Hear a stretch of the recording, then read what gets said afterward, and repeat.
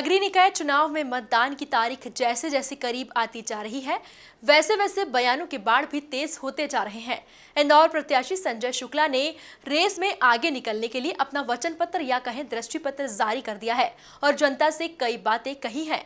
अब लोग इसे प्रलोभ समझें या फिर इसे वादा, आइए जानते हैं। आज हमसे बात करने के लिए जुड़े हैं बीजेपी प्रदेश उपाध्यक्ष जीतू चुराती जी और कांग्रेस से विधायक जीतू पटवारी जी। सबसे पहले हम बात करेंगे बीजेपी से जीतू चुराती जी से। नमस्कार सर, स्वागत है आपका एमपी न्यूज में।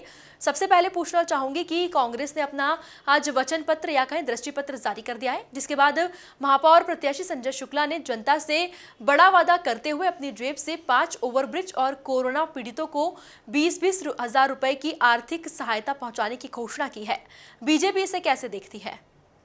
आप खुद ही देखिए मैडम, पहले तो ये कि प्रदेश की जनता ने इनका पहले भी वचन पत्र देखा था और उस पर भरोसा किया था।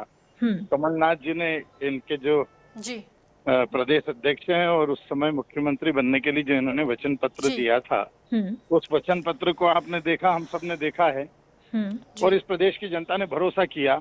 2 लाख रुपए का कर्जा माफ कर देंगे, हम ये कर देंगे, हम वो कर देंगे, गौशाला प्रत्येक गांव में बना देंगे, नौजवानों को 6,000 रुपए का कर्जा माफ कर देंगे। इस तरह के इनका वचन पत्र था जैसे खुद भगवान साक्षात विष्णु जी ने अवतार लेकर के ये घोषणा की है और भोली भाली जनता इनके बहकाव में हो गई। आप देखिए, संजय शुक्ला जी को थोड़ा समझना चाहिए। मैंने पहले भी कहा था कि उनको गंभीरता की आवश्यकता है। 5 ओवर ब्रिज बनाएंगे वो, और दम ठोक करके कह रहे हैं कि सरकार का सहयोग नहीं लूंगा, किसी का नहीं लूंगा। ओवर ब्रिज की कॉस्ट ये करोड़पति अरबपति होंगे, भगवान इन्हें और अच्छा धनाढ्य बनाए। लेकिन ये अहंकार भरा जवाब है, ये अहंकार भरा हुआ वचन पत्र है जिसमें सरकार की मदद नहीं लूंगा, ओवर ब्रिज बना दूंगा। अरे भैया, कोई गटर नाली बनाओगे क्या? करोड़ों और अरबों रुपए के ब्रिजेस होते हैं, बिना सरकार के, बिना इंजीनियर्स के, बिना परमिशन के ये सारी चीजें होती हैं क्या? मजाक है क्या? इतने बड़े ओवर ब्रिजेस बना देना, वो कर दूंगा। 20,000 रुपए में कोविड में जिनकी मृत्यु हुई है, ये दूसरा घिनौना मखौल है। एक तो उनके लोगों की जान चली गई, ऊपर से आप इस तरह की बात कर रहे हैं। सिस्टम से सारी चीजें चलती है, आप सिस्टम नहीं है संजय शुक्ला जी, ना आपकी सरकार है। 20,000 रुपए प्रति, अभी तक कहाँ गए थे आप? अभी तक कितने घरों में आपने पैसे दिए, जरा बताइए। मैं जीतूंगा तो मैं जीतूंगा, तो जनता क्या मूर्ख थोड़ी ना है, सब समझती है पब्लिक। और ये खोखे और धोखे से भरे ये वादे हैं। उनका वचन पत्र है, दृष्टि पत्र भी उन्होंने कहा है, दृष्टि आपके पास देखने की है ही नहीं। ऐसा लगता है जैसे किन्हीं बच्चों ने बैठ करके इस तरह का एक मजाकबाजी कर रहे हैं, आपस में बच्चे बच्चे खेलते हैं ना, उस तरह का ये एक खेल खेलने की कोशिश की है कि मैं ये कर दूंगा, मैं वो कर दूंगा। बच्चे छोटे छोटे होते हैं ना, इस तरह की जो बातें करते हैं, ये उससे ज्यादा कुछ नहीं है। इस पूरे वचन पत्र में कहीं भी गंभीरता नजर नहीं आती। सर, पूछना चाहूंगी कि कांग्रेस ने अपना वचन पत्र घोषित कर दिया है, तो वही बीजेपी कब तक अपना वचन पत्र जारी करेगी? देखिए, बीजेपी वचन पत्र नहीं बनाती है, हम तो वचन के पहले वचन दे देते हैं। ये जो आपको इंदौर दिख रहा है, ये हरा भरा सुंदर सा जो इंदौर दिख रहा है, ये स्वच्छ सा जो इंदौर दिख रहा है, ये भारतीय जनता पार्टी की वचन ही है, जो हमने खुद से किया था, जो जनप्रतिनिधि ने खुद से किया था, जो जनता से किया था।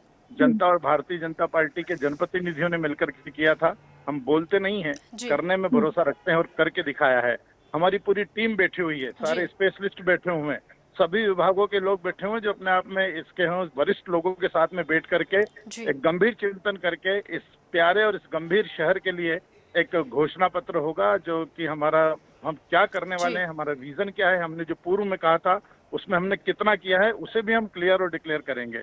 तो एक बड़ी टीम बड़े प्रबुद्ध जनों को लेकर के एक घर में बैठ करके, छोटे बच्चों के द्वारा वचन पत्र या घोषणा पत्र नहीं बनता, शहर के समृद्ध लोगों को, प्रबुद्धजन लोगों को लेकर के हम करेंगे। आपने देखा होगा कि आज से 4 दिन पूर्व में मुख्यमंत्री आए थे, ब्रिलियंट में सभा हुई थी, पूरे इंदौर के सभी प्रबुद्धजनों को आमंत्रित किया था और मुझे कहते हुए गर्व है कि पूरे शहर के सब आम और खास लोग वहां पर, आम लोग, खास लोग और आम जन वहां पर उपस्थित हुए थे। सबसे माननीय मुख्यमंत्री जी ने चर्चा की है, कुछ अपने सुझाव रखे हैं, कुछ जनता के सुझाव रखे हैं। उन सारे सुझावों को एकत्रित करके इंदौर के 85 वार्डों में हमारी पूरी टीम लगी हुई है, पूरी पेटियां लगी हुई है जिसमें सुझाव पत्र आ रहे हैं, उन सबका कलेक्शन होगा। फिर सारे प्रबुद्ध जनों के साथ बैठ करके एक अच्छा सुंदर मैप बनेगा, एक अच्छा घोषणा पत्र होगा, जो हम आने वाले 5 साल में इंदौर के लिए करने वाले हैं, जो बहुत जल्द होगा। बहुत बहुत धन्यवाद सर हमसे जुड़ने के लिए। अब हम बात करेंगे कांग्रेस विधायक जीतू पटवारी जी से। सबसे पहले नमस्कार सर, स्वागत है आपका एमपी न्यूज़ में। और सबसे पहले जानना चाहूँगी कि चुनाव के लिए कांग्रेस ने अपना वचन पत्र और दृष्टि पत्र जारी कर दिया है, आखिर क्या कुछ वादे इसमें जनता से किए गए हैं? सबसे महत्वपूर्ण तो कि ये है कि मध्य प्रदेश में जिस तरीके का भ्रष्टाचार मध्य प्रदेश और इंदौर शहर में जो स्मार्ट सिटी के पैसे का 80% तक गबन हुआ है। सबसे महत्वपूर्ण है कि अमृत योजना के नाम पे जितनी अराजकता हुई है, गबन हुआ है, लोगों ने अपना घर भरा है, ये अपने आप में शहर के जो अस्मिता के साथ खेला गया है। दूसरा, हमने कहा है कि हम जो अवैध कॉलोनी अवैध करेंगे। हमने कहा है कि हम जो एक महापौर पेंशन योजना चालू करेंगे। हमने कहा है कि हम प्रत्येक वो परिवार का साथी जो अपनी किसी भी प्रकार की अनुमति लेना चाहता है, प्रमाण पत्र लेना चाहता है, उसको विधि में 8 दिन में देंगे। हमने पानी का निःशुल्क करने की घोषणा की है। और साथ ही साथ जिस तरीके का एक मोटिव कर्मचारियों को नियमितीकरण का, वो हमने एक मोटिव लिया है। और ऐसे कई तमाम बातें कही है, पर सबसे बड़ी बात है कि कमलनाथ जी ने मेट्रो बिना वोट लिए कांग्रेस पार्टी ने दिए इस शहर को। 3 बार महापौर के चुनाव में मुख्यमंत्री जी झूठ बोल के गए थे मेट्रो लाएंगे, लेके आए कमलनाथ, ये नहीं लेके आए। ऐसे ही इंदौर के सुचारू तरीके से जो यातायात है, ट्रैफिक व्यवस्था को सुधारने के लिए भी एक मास्टर प्लान बनाया जाएगा।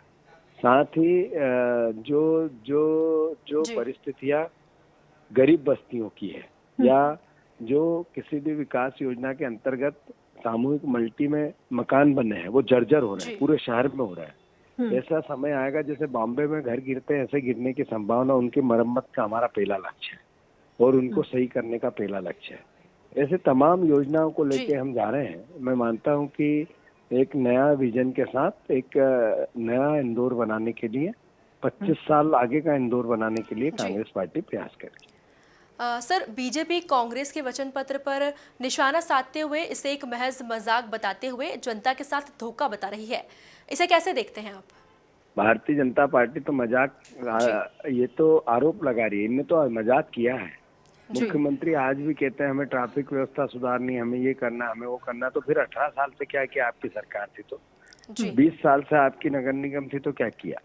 ये बातें कैलाश विजयवर्गीय की कह रहे हैं कि पक्षी टकरा जाता है तो यात्री असुरक्षित होते हैं। तो पक्षी क्या भार्गव जी है?